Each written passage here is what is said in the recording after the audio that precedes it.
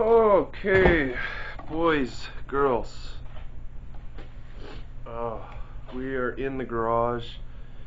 I just woke up, a little groggy. Well, I figured I'd grab the camera and show you guys what I'm up to today. So I've had this old Arctic Cat snowmobile. It was like an 85 or something like that, 86. Arctic Cat Cougar, I believe. It was in really good shape.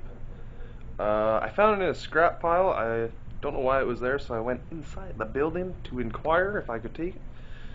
And it was actually one of the mechanics purchased it for like $1,000 or something like that, and he just wanted the motor out of it because the sled had very little kilometers on it, and he had an idea for the engine on it, so he just wanted to get rid of everything else. So he tossed it in the scrap pile, and I threw it in the back of my truck like 3 years ago and put it in my scrap pile. Okay, so fast forward to last winter. Well, I basically dismantled it. I took the front piece off where the engine sits, where the cradle and all the forks, all that steering junk and crap like that, and basically just left with the track itself and a little aluminum tray, I guess you would call it. And so far this is what I'm up to. We're gonna make it into like a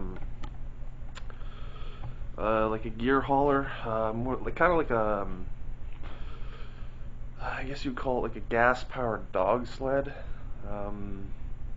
Mainly for ice fishing, so you can haul your gear and whatnot, and maybe an animal or whatnot if you go hunting. I'm not sure. I don't hunt, but we'll finish this up in the next couple videos, that's for sure. I gotta get it out the door before the ice fishing season actually starts, so that's in about a month. But a very mild winter, if you even want to call it a winter. Okay, so let me get into this here. So basic snowmobile tray. Don't mind the darkness. I still gotta put lights up on half the garage. But yeah, so we got some construction tubing. Yeah, we're just gonna make like a rail around the whole apparatus, as you can see, and yeah, should look pretty nifty when I'm done. The engine's gonna sit right here, kind of in this little section here. I'm gonna get a steel plate. We're gonna bolt it onto there, so we have something to actually mount the engine to that's a little sturdier than 16th inch aluminum, which is pretty shoddy if you ask me. But I guess before I took all it off, there was other stuff that was on there that kind of strengthened it up. I ordered a bunch of crap for it off of Amazon.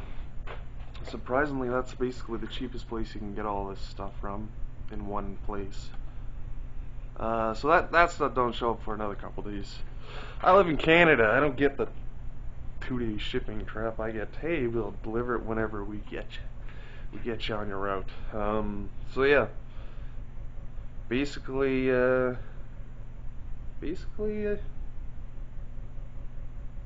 pretty confident that this is gonna be a good build when it's all said and done. I got all the parts ordered for it. They're all coming.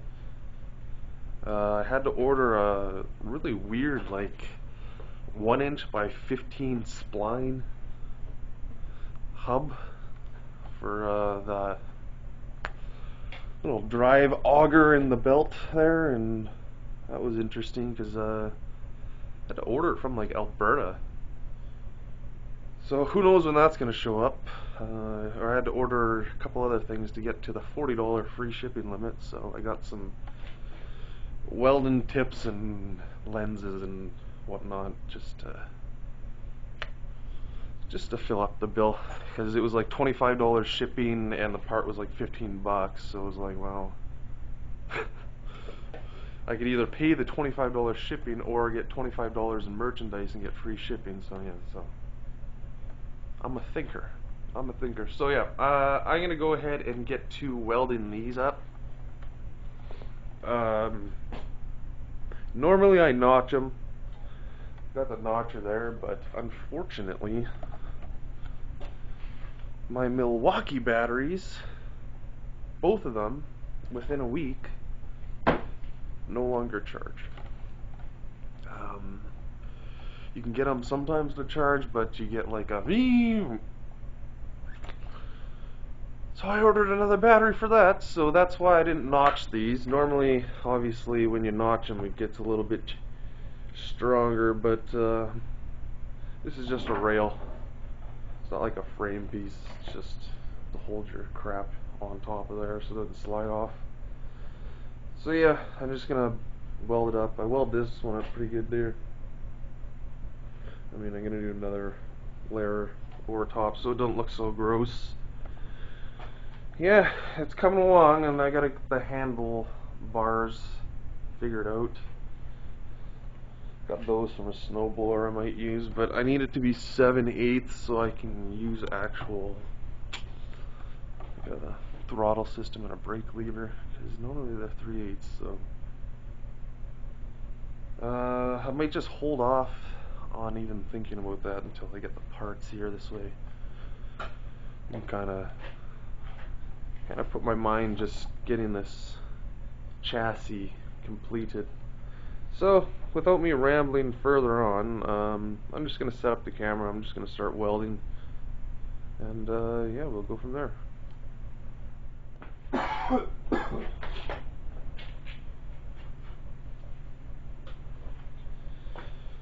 Okie dokie. So, we're going to fire up the old flux core capacitor, and we're going to smoke out the garage. But I like this welder, so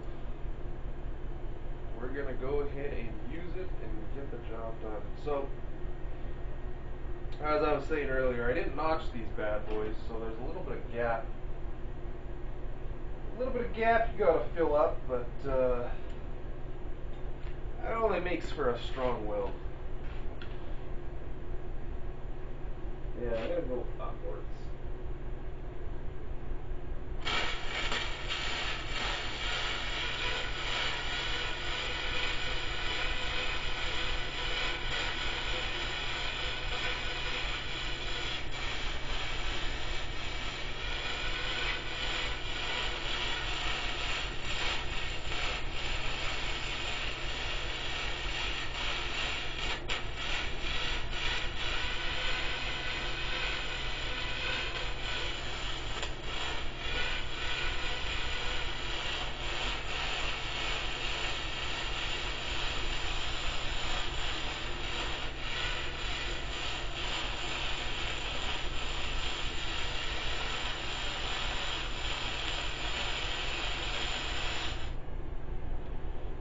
All right.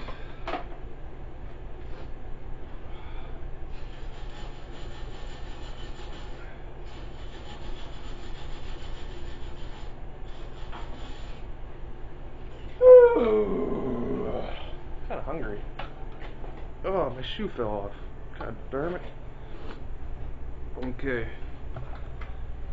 So, just like that, welded up. You know, a lot of people rag on these little flux core welders. I think that's what you call them. Gasless MIGs. I love them. I mean, besides the fact that it stinks up the garage and you don't want to inhale that crap, fantastic welds. You don't really got to clean up anything, really.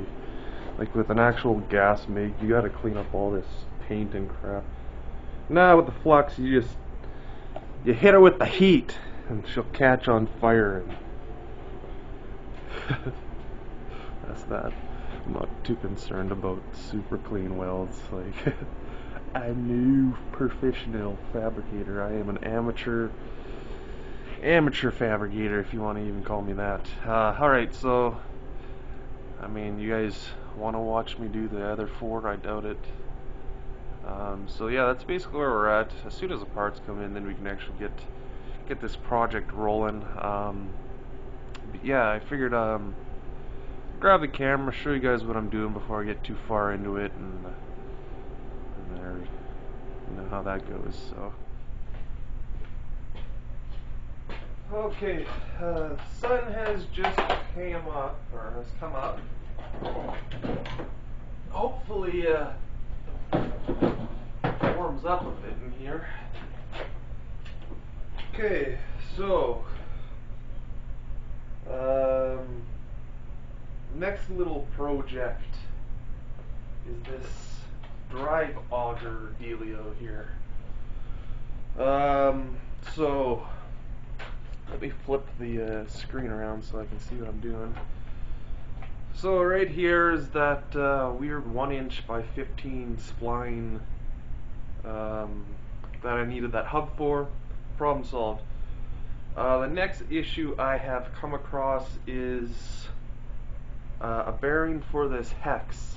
Now, this hex is, I believe it was a 30mm hex. I couldn't find anything on the internet. So we're gonna have to figure something out there. And what I think I'm gonna do, let me just grab a demonstration pipe. Okay, so what I think I'm gonna do here, I'm gonna grab one of these pipes here, obviously one that isn't all shitty, but I'm gonna grind off the edges on each one until I can slide this pipe all the way on there and weld it on. And then this pipe itself is 1 3/8", which you can find bearings for all day long.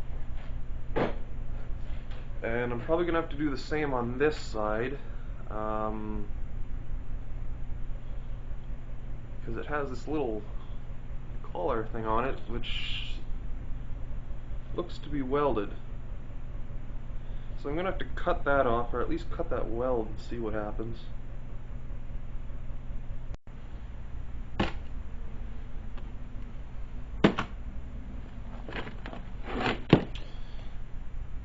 Okay.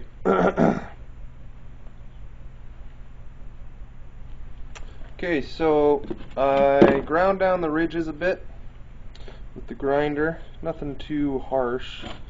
I only really had to take off just a little bit to get this pipe to get on there.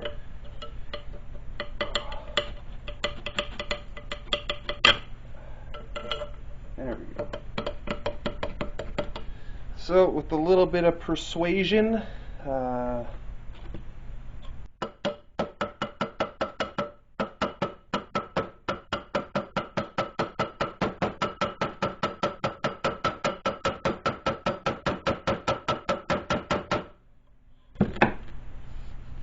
she's on there, and fairly confident that she is perfect. Because basically how I did it was I ground it down, and then basically once it gets to here, it's barely ground down at all. So it's basically just getting compressed onto it, making it kosher with everything. So with that being basically done, I just got to weld it up. We got to look at this side now. I'm going to do this exact same thing with the tubing, but got to get rid of this collar. So I'm just going to go ahead and cut it off and hope for the best. Okay, so we're working on this other side, and I cut out that weld that was in there. Didn't do anything. That thing is either C-solid or a part of the shaft, and I just can't fathom how to get it off. So I went ahead and put it back in the track there, did a little bit of measuring, and turns out I don't even have to remove the collar at all. So that's good news. So on that side we used this tubing here. Oh, there we go. There we go. We used this tubing here, and on this side here we're going to use this tubing. As you can see, the wall is quite a bit thicker. but still, it's a tad bit off. So I'm going to show you a little bit of a life hack for y'all, for all you garage workers like myself. Let me get this situated. Alright, so not really a life hack, more of a janky way of doing things. So grab yourself a roll of tape. Normally grab electrical tape, but I had green tape sitting right here, so I'm going to go ahead and wrap it. Make sure you don't kink it or anything like that. Get it nice and smooth. Go like that. Boom. I know I have way too much on there right now. Yeah. So basically, you wrap it around there, and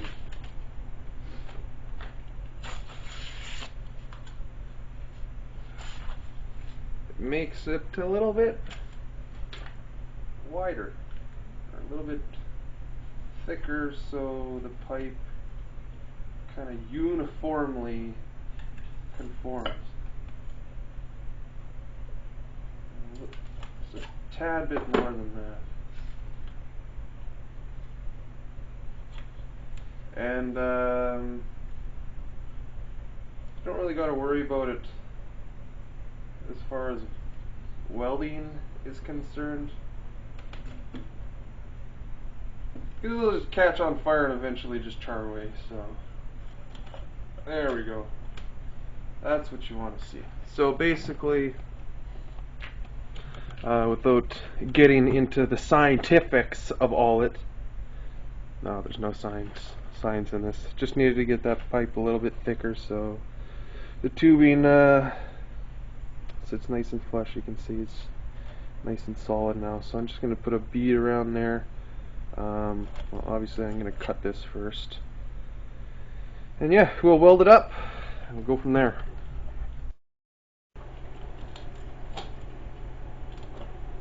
Alright, so just going to weld these up right quick.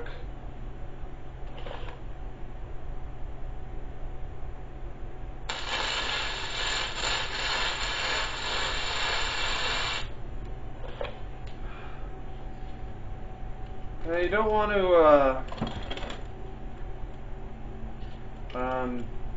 weld them all like a bead all the way around. You want to do a little bit of attack. Just make sure she sits nice and even when you finally do that final weld.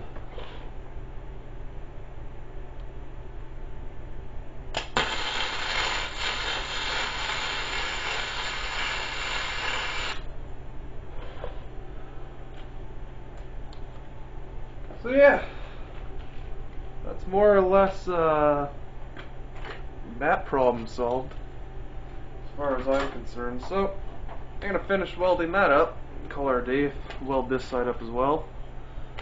But that basically puts an end to what I can actually do for today as far as progress is concerned. I gotta stop at the metal depot. I'm probably gonna do that tomorrow morning. I don't really feel like going out and grabbing metal today. I'll do that tomorrow.